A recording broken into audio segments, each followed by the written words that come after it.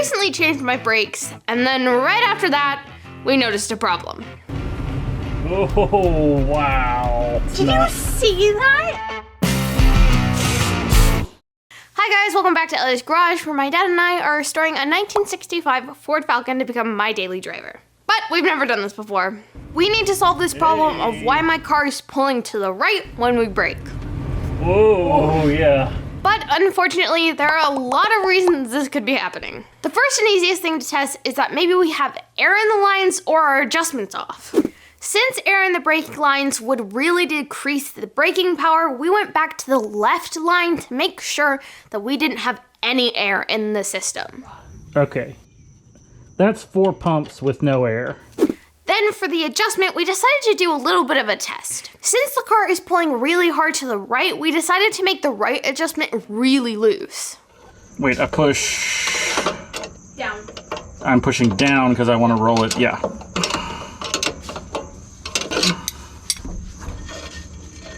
Oh yeah, that did it. This is definitely loose to say the least. No drag on that wheel. Nothing. But we kept the left wheel at a normal adjustment. Like that's normal. That's a normal adjustment. So it's normal on this side and crazy loose on that side. So if it's our adjustment, we should know now. No, it is not. It's easier to turn the wheel. It is not the adjustment. To the right. It is not the adjustment. Wait. Question answered. I want to see if I can make this turn. Wait, and then you brake a little harder to keep turning. Wait, look! I made the turn without even touching the wheel! Well, there's a side benefit. Okay, so we're back. We're going to do more diagnostics. Yeah, diagnostics. I like that.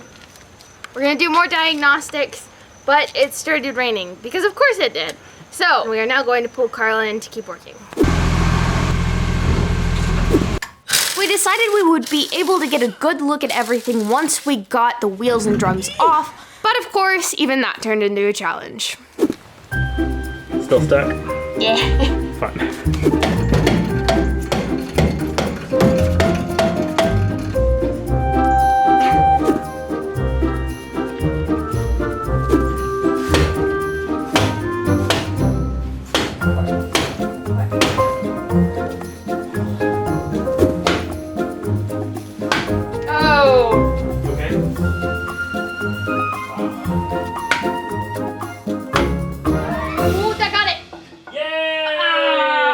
Once we had the drums off, which was a lot harder than it should have been, we could see if there were any big problems or major leaks. PB blaster? Do you see any leaking from the cylinder itself or anything? Not that I see. Yeah, I don't see anything. Okay. I don't see any pinching. No pinching? Mm-mm. Looks okay. Let's see. Yeah, that just doesn't look pinched or crimped or enough to. I mean, that's the normal That's angle the bend we had that it at. we had it at. Yeah. Okay, so now we're going to do a test that Kratz actually told us about, which is where Dad is going to put the pry bars on either side of the brakes, pushing them in. And I'm going to lightly push on the brakes just to see how they're working. All right, give me some light pressure. And go more. Okay, and relax. Cool. Now, go ahead and press again. Press harder. Press harder. Good, press harder. Oh, sorry. Yeah, keep going. Press harder. Come back. Huh. So, right there, Dad thought he had it figured out. He could see that the front or the secondary shoe was actually moving first, and it didn't look like the primary shoe or back shoe was moving at all. Then he had me try it one more time. Whoa. Okay, good. Oh, stop. Go back. Sorry. What? That was my bad. Oh, darn. I let it go too far. Stink. Dang it. I pushed the pin out of the leaking brake fluid now because I let the piston out. So, yeah, we popped the piston out of the cylinder. This meant that we had to take everything apart, but that was actually good because we needed to test the cylinder anyway. So do you want me to push from this side and see if it pops, if it goes forward? Or yeah, you just push from that side and see. Ready? Yeah, go for it.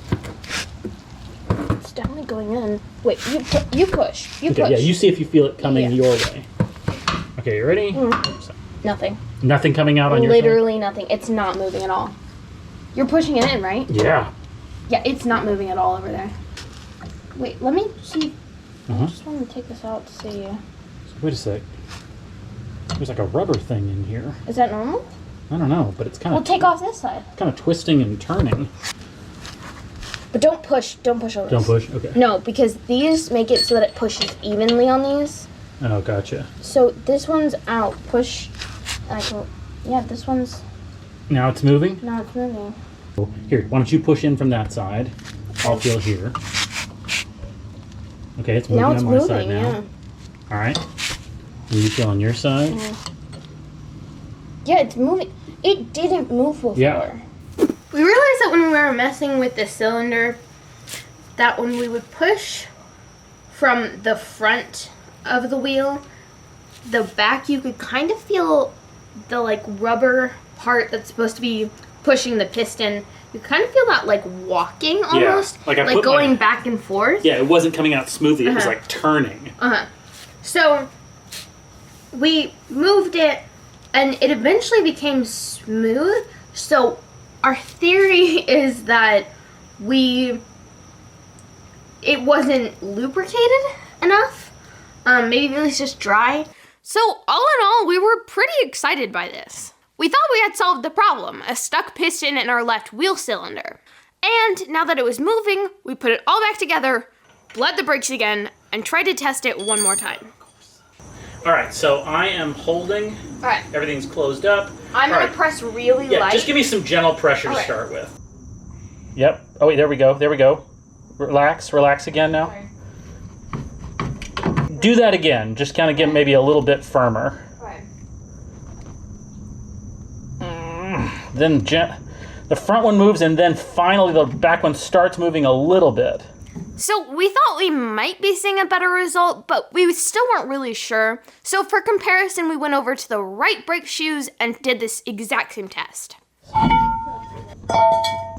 Whenever you are set, go ahead. Okay. Starting. And... Oh, same thing happens here. Come on back. Yeah, just the front one moved. So, do that again. Okay. Pushing. Halfway. Good. Yeah, I could hold it and then the back one goes. All right, relax. Yeah. Okay, so... Put the wheels back on and try. I mean, okay, so maybe that was the problem, but I guess there's a chance it wasn't. Okay, so this is where we have to bring the video to a grinding halt because we thought we were done, but after we did the test, it was still pulling to the right. Are you kidding me? It feels worse. And after that, we did so much that was going to be in this video. We changed the brake hoses, and then we changed the strut rod bushings. And then when that still didn't work and the car was still pulling to the right, then we thought, well, what if it's the brake shoes are bad? So we switched the brake shoes from the left to the right. We thought that was fixing it because now we were pulling to the left. So we switched it again, and that's where the video had ended. And just the other night, it started pulling to the right again. We thought we were done, and yet we're back. But last night, as I was thinking about this late at night, I had an epiphany. There's a reason why this happened after we made this change. The problem is that we got all of these new brake parts and hardware when we first bought the car. The car was full of parts and it had lots of new brake springs and everything. And I even watched some videos for reference on how to do this kind of work. And on the videos we were watching, they used these exact springs, these colored springs and everything. When I looked at it a little more closely, I started thinking about the cars we were looking at, the Falcons we were looking at. Those Falcons were V8 Falcons. V8 Falcons have 10-inch front drums. Oh my god. 6-cylinder Falcons have 9-inch front drums. These springs are for 10-inch drums. So basically what this means is that our springs are too big and have literally been messing up our braking this entire time. Because they're so big, they're not pulling the brakes back into position when you let go of the brake and making the right brake harder and causing it to turn. So all of our problems have been from the springs. At least we're pretty sure. At least we hope so. If it's not, this video is not getting released for another like 4 months. When we took the old brakes off, I remember thinking that the springs looked different Smaller, than these, but I thought, maybe these are just newer or something. And when we were putting them on the other day, or last week, I didn't think about it, but the springs were so easy to get on, and I thought, this just doesn't seem right. So me and Dad are officially even when it comes to not listening to each other. Luckily, we actually already had a set. Yeah, got your paint. So look, so here's these springs. Yeah, that's A good, almost an inch shorter. different, yeah.